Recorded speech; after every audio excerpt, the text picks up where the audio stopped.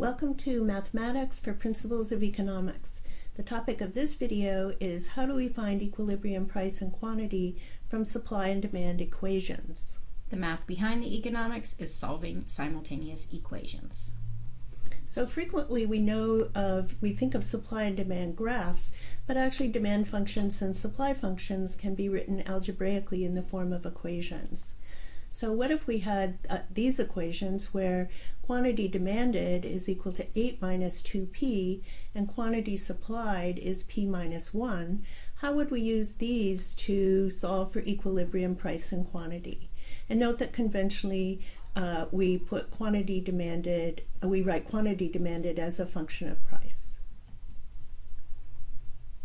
So in order to answer questions such as these, we need to be able to solve equations simultaneously. So we'll discuss two different methods for solving simultaneous equations, substitution and elimination. So let me begin by giving an example using substitution.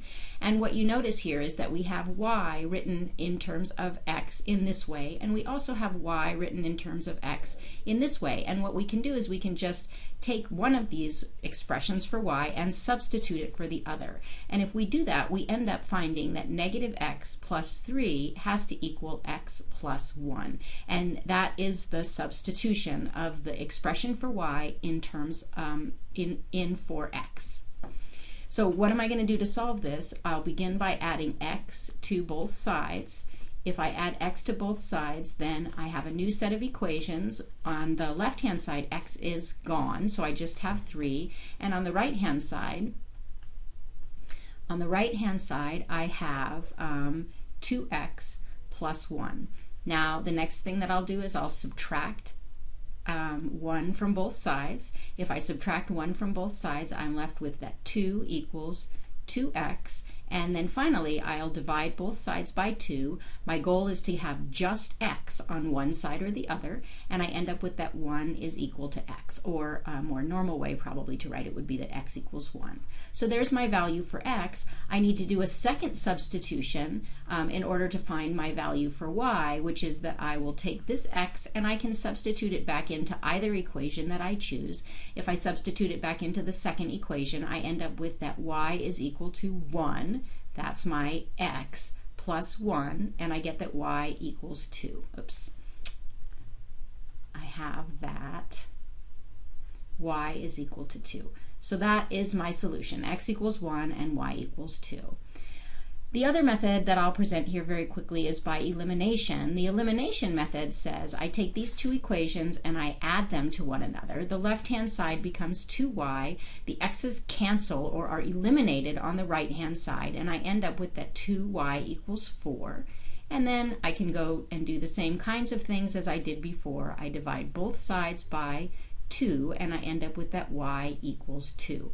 Once I have that y equals 2, I can bring that and put it up here. If y equals 2, I'd have that 2 equals x plus 1, and I'd end up with that x equals 1. So again, of course, I get the same answer, whatever method I use, and my answer here, my solution of the equations simultaneously is again x equals 1 and y equals 2.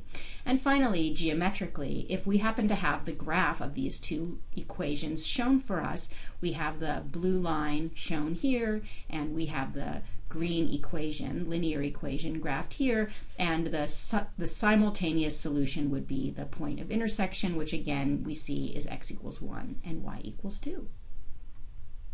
Let's go back and answer the question posed earlier about solving for equilibrium price and quantity given demand equations and supply equations. We know that in equilibrium, quantity demanded is equal to quantity supplied, so we can set these two equations equal to each other.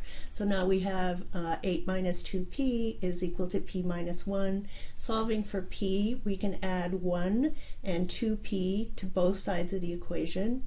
And then we come up with 9 is equal to 3p.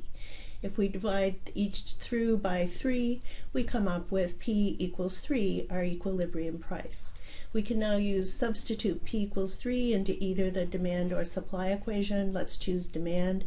We get quantity demanded is equal to 8 minus 2 times 3, or quantity demanded is equal to 2, our equilibrium quantity. If we were to graph the equations, we would come up with the same solution. Our equilibrium price would be equal to 3, and our equilibrium quantity would be equal to 2. Okay, when are other times we need to solve simultaneous equations? Here are some examples: labor supply and labor demand, aggregate supply and aggregate demand, money supply and money demand. Now we've seen how to use the math behind the economics to find equilibrium price and quantity from supply and demand equations. Thank you so much for listening.